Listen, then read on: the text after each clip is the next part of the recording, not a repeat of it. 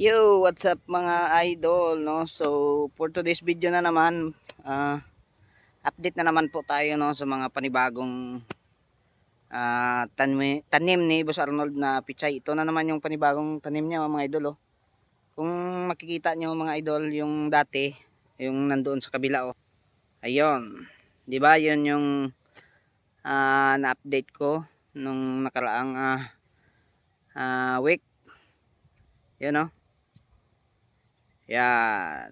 So, dito sa kabila, ayan, sa katabi lang ng kanyang tinaniman dati, oh. Ito na naman yung panibagong pichay, no? Ayan. Oh, di ba? So, walang katapusan na harvest.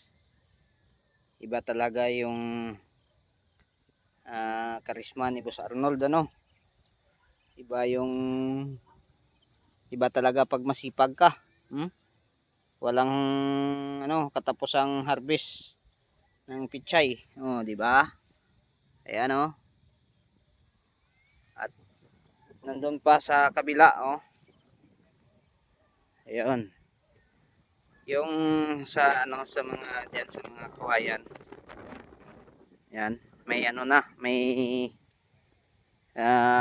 tawag diyan, may pichay na sa ilalim ng kanyang palapala, no? So siguro mga 5 days na yata yung kanyang panibagong tanim doon.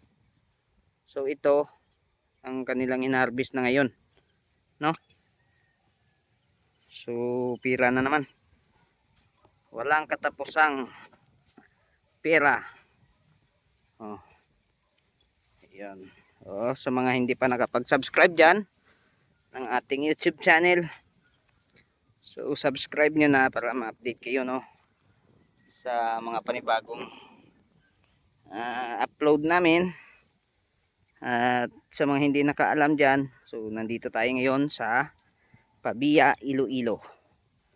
So Miguel love shout out nga pala dyan sa lahat ng mga solid viewers, solid subscribers, no? So thank you very much po sa inyong lahat, no? At don't forget to subscribe para ma-update kayo sa mga panibagong upload. Oh, ito na, oh. Ayan. Oh, di ba?